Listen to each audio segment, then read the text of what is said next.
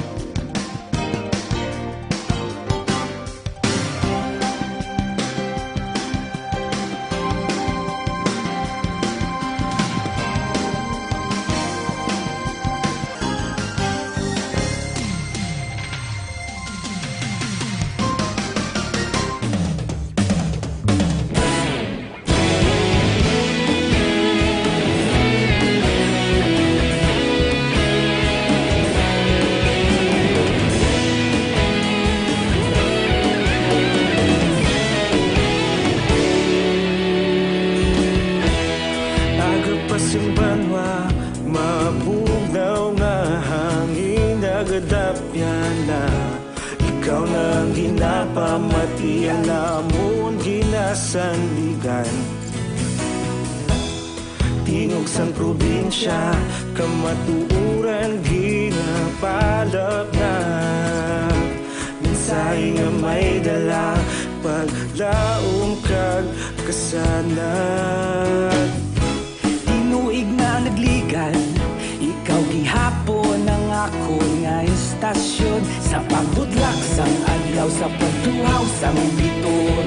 Mga balita nga may dala inspirasyon.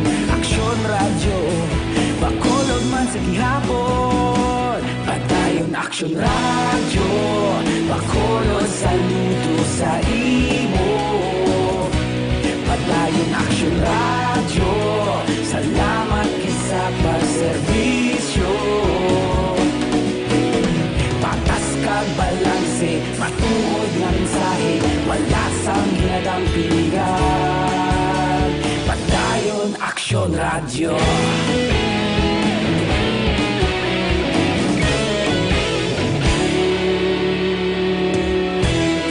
Aksyon! Balitang Bayan, Numero 1.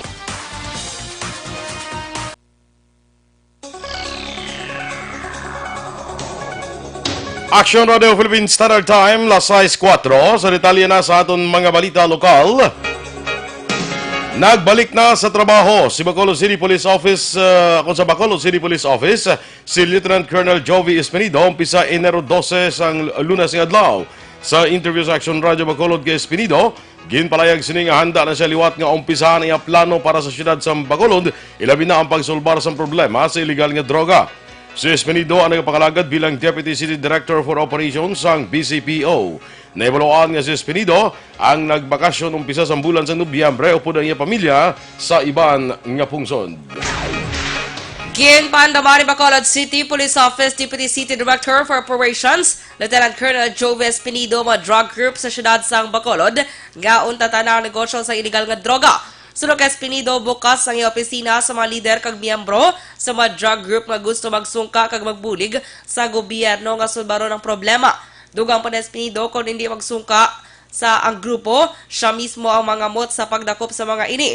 Pila ka grupo ang ginpanawagan ni Espinido nga magsungka, among Beria Drug Group, Quadra Drug Group, Ramos Drug Group, Camaria Drug Group, kag pila ka mga ginaligar, miyembro sa Muslim community nga babado sa illegal nga droga. Nagapati man si Espinido nga kung magbulig ang mga organized group agud padakpan ang mga politiko kung opisyal sang gobyerno nga protektor sa illegal nga droga, masulbar man ang problema sang illegal nga droga. Mag-surrender si Verias, mag-surrender yun, mga anak niya, magpunta dito, sa lang yung Ramos, yung Quadra, hindi natin, wag lang tayo magsubukan ba kay, or else, I will bring you for the good of the 90%, 100% na tao na gusto na ma-clean up o ma-drug-free ang Bacolod.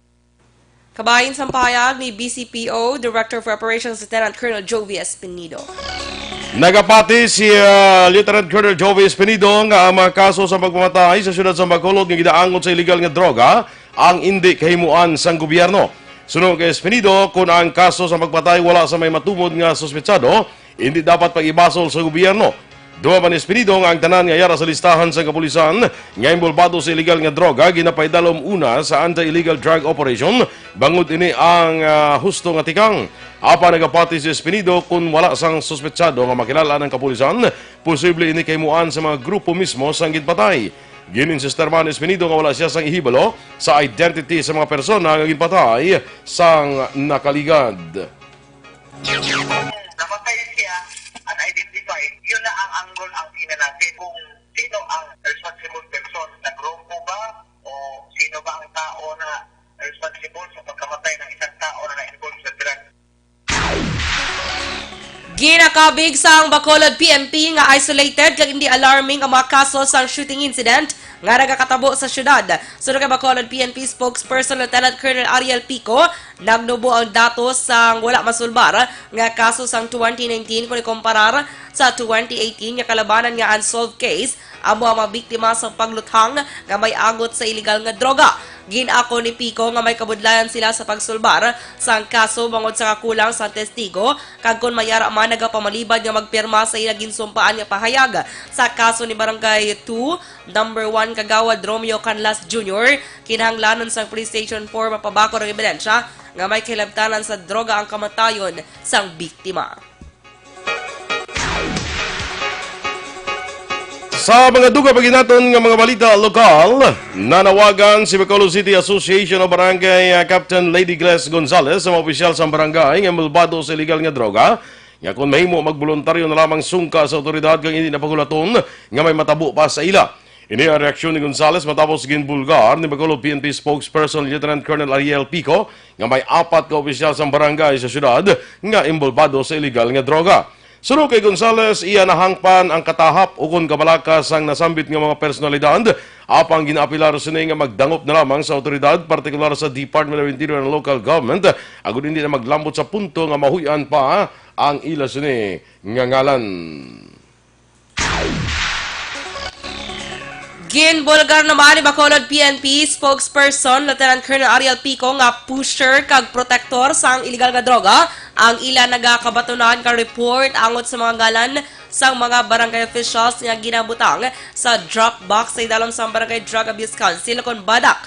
Ang drop box isa ka programa sang otoridad ug matagan sa chance ang pumuluyo nga makapadala sa ngalan sa ilang nakilalaan nga involvado sa illegal nga droga apang unknown o kon wala lamang nagapakilala ang nagpadala. Sunod kay Pico, ilagi na tipo ng mga ngalan kag nagapatigayon sa coordination meeting sa Philippine Drug Enforcement Agency para sa comparison sa listahan. Dugang pa ni Pico, ilan na ginamonitor ang giho sa nga mga opisyal kag mga iba niya gina-validate pa sa posibilidad niya ginbutang lamang ang ngalan agud guban.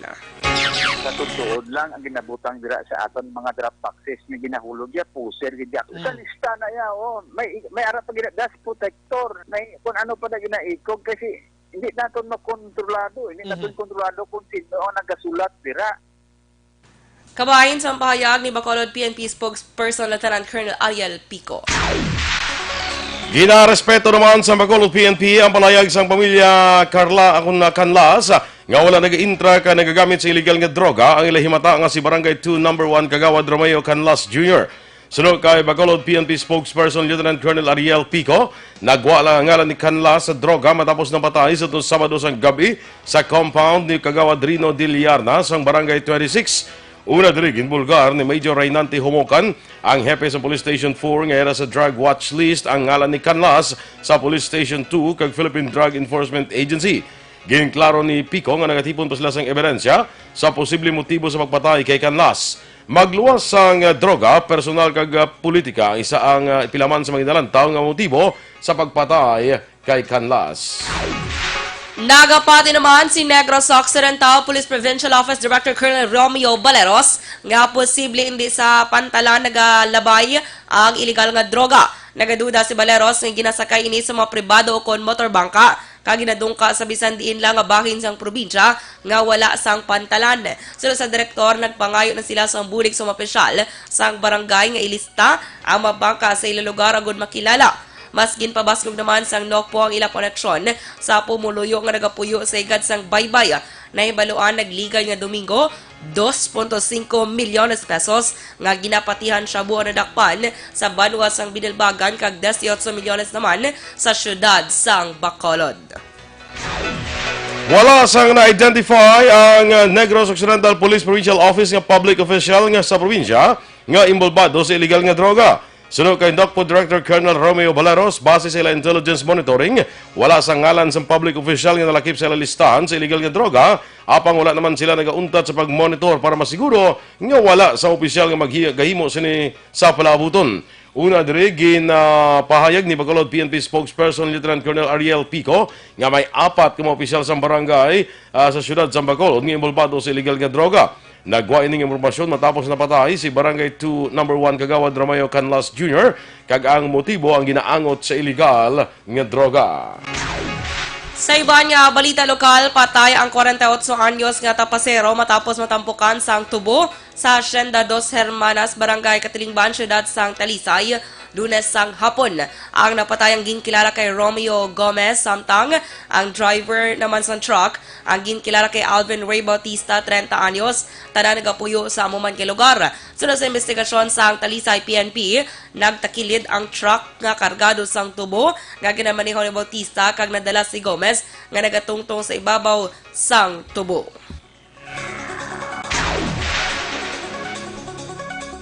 Sa dugang paginaton nga mga balita lokal, nagtingob puwersa ang Philippine Coast Guard kag PNP Maritime Command agud mapalambot sa mga mangisda sang Villa Esperanza, Barangay Tangub, Siyudad sa Bacolod ang ila programa nga Safety Security Environment Numbering System. Ginpatag ni PCG Negros Occidental Head Lieutenant Commander Johnson Benamin sa mga mangisda ang tuyo sa ahensya nga mapahapos nga makilala kung taga Negros kag Bacolod ang mananagat base man sa numbering system nga nalista sa ila database.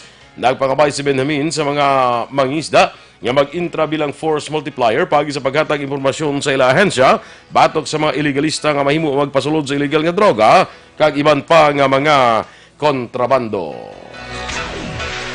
Aksyon Radio Philippine Standard Time, las 6:13. Sa ato naman mga ka-aksyon nga nagaproblema sa mga bukol nga nagatubo sa inyong lawas, sistma na kuntumor, hindi na pagpadugaya, hindi pagpabayi para hindi na magmalignant. Maginom na sa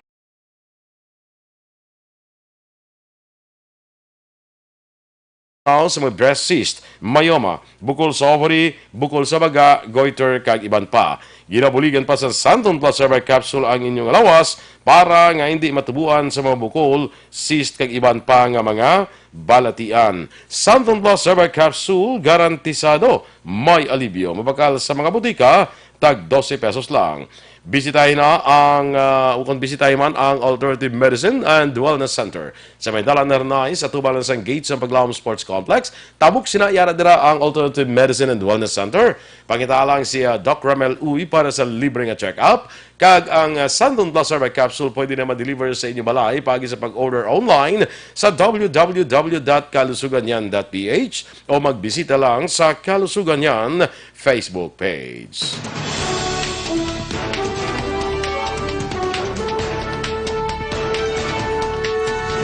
Isa sa mga abogado nga nagreklamo bato kay Presidente Duterte sa ICC, iga-withdraw ang yagin pasaka nga kaso. Samtang 6.6 milyones ka mga estudyante apektado sa pag-alboruto sang Bulkan Taal. Ang mga balita nasyonal sa pagbalik sang Aksyon, Balitang Bayan, Numero 1.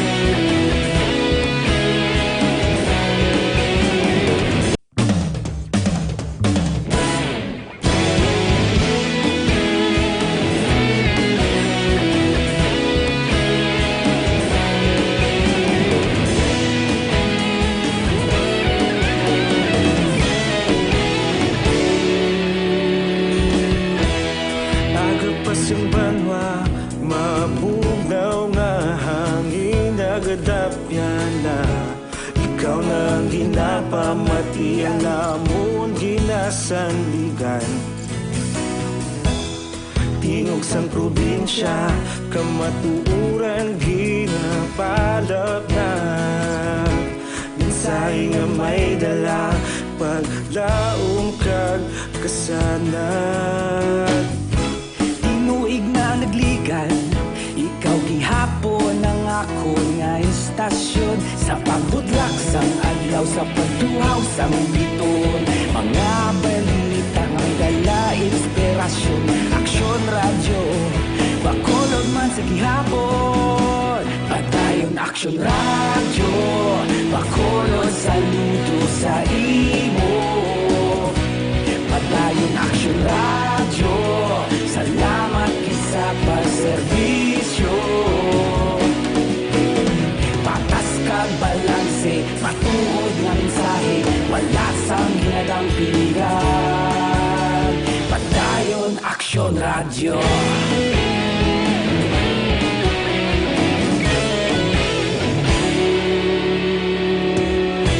Bakolod yun kag negosanon inyong pamatian. Istasyon nga nagapalaplag sang kamatuuran. Mabakod nga prinsipyo, reporter handa sa serbisyo. Kahapon, karon kag sa gihapon, kita magapadayon. Tinuig na nagligan, ikaw gihapon ang ako nga istasyon. Sa pagbutlak sang adlaw, sa pagtuhaw sang biton, mga balita na may dala inspirasyon. Aksyon radyo, bakolod man sa gihapon. Padayon aksyon radyo, bakolod saludo sa imo. Aksyon! Balitang Bayan, Numero 1.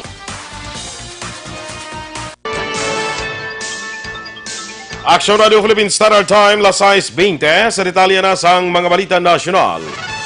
Iga-withdraw sang isa ka abogado ang kaso nga yagin pasaka bato kay Presidente Rodrigo Duterte, may kangtanan sa giyera kontra droga sa International Criminal Court o ICC. Si Attorney Jude Sabio, ang abogado sang confessed hitman nga si Edgar Matubato, ang nagkumpirmar nga magapadala ini sang sulat kay ICC Prosecutor Fatou Bensouda nga nagabawi isang kaso nga yagin file batok sa Presidente. Suno kay Sabio, natala na sini nga formal nga igasumater ang sulat sa ICC sa labing madali nga panahon. Nasaad sa porsyon sa sulat ni Sabio nga ipahigadan ay kay basura na ang kaso bangod kabahin lamang ini sang political propaganda ni anay Senador Antonio Trillanes, Senador Leila de Lima kag sang Partido Liberal kag hindi siniluyag nga mangin kabahin. Magluwas kay Sabio, ang ibang pang grupo kaangay sang National Union of People's Lawyers ang nag-file man sa reklamo bato kay Duterte bangod sa kinaligar extrajudicial killings may angot sa kampanya kontra droga sang administrasyon. Kapin 6.6 milyones ka mga estudyante gikan sa 4 ka rehiyon ang naapektuhan sa paglupok sang Bulkan Taal. Base sa datos na ginpagawa sa Department of Education, Enero 14 suspendido ang klase, sang 6,639,044 ka mga estudyante bangod sa piligrong igratuga sa ashfall gikan sa naglupok nga bulkan. Lakip sa mga apektuhan ang gikan sa National Capital Region, Region 3, Region 4A kag 4B. Sunod sa DepEd, pinakamadamo nga napektuhan ang gikan sa Region 3 nga may 2.3 milyones ka mga estudyante sa masobra 3,000 ka mga eskwelahan. Ginusar naman ang 35 ka mga eskwelahan sa Region 4A bilang evacuation centers. Ginabisuhan sa ahensya ang mga principal kag mga manunodlo nga tinluan sa husto mga school buildings kag palibot nga mayara sa mga ashfall.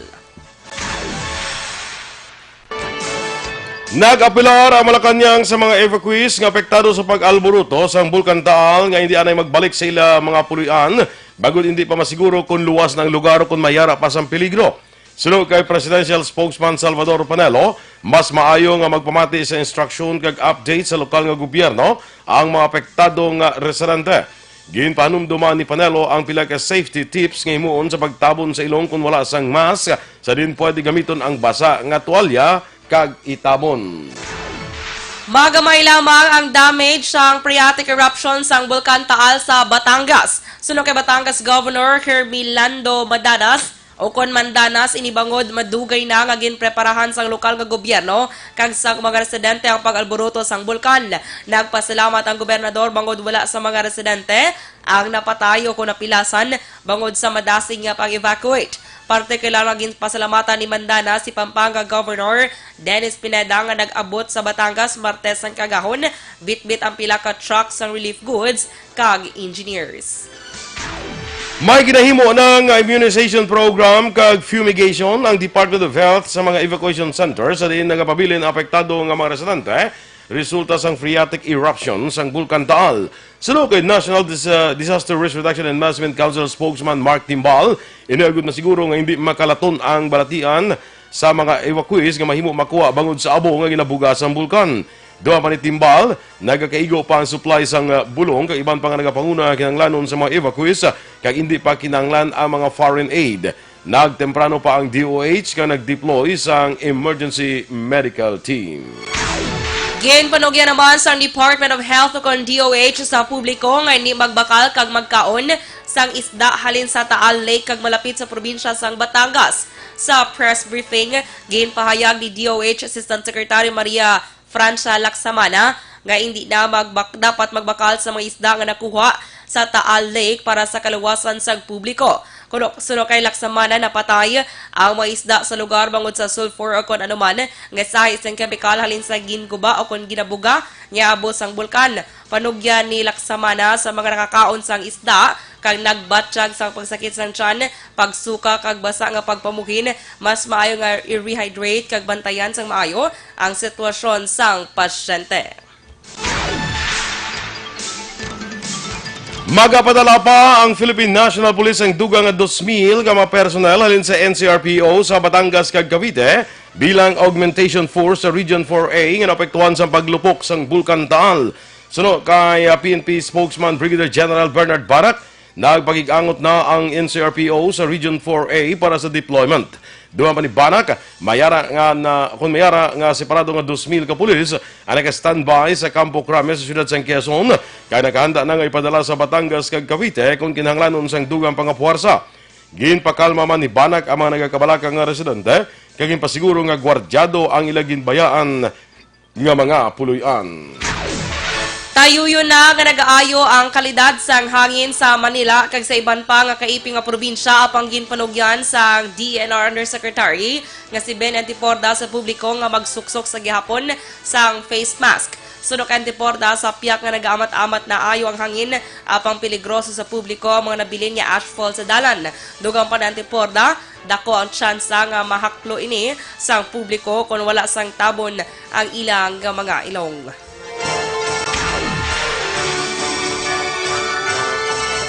Aksyon Radio Philippines Standard Time las 6:26 ang mighty C naman ang alkaline nga vitamin C naga-edukar, naga-balanse kag naga-pabakod sa aton nga immune system. Ginatap na ang mga infection, ubo, sipon, trangkaso, TB, pneumonia kag iban pa nga mga balatian.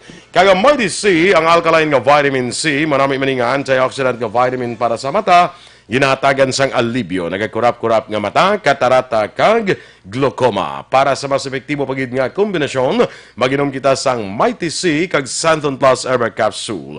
Ka Mighty C kag Santon Plus Herbal Capsule pwede naton mapadeliver sa aton balay paagi sa pag-order online sa www.kalusuganyan.ph o magbisita lang sa Kalusuganyan Facebook page.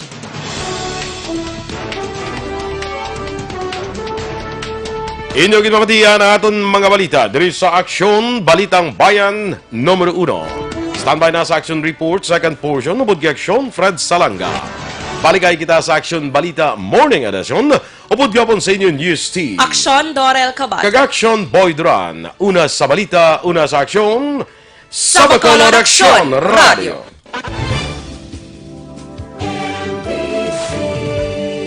Manila Broadcasting Company. Sa balita, komentaryo, isyu, serbisyo publiko.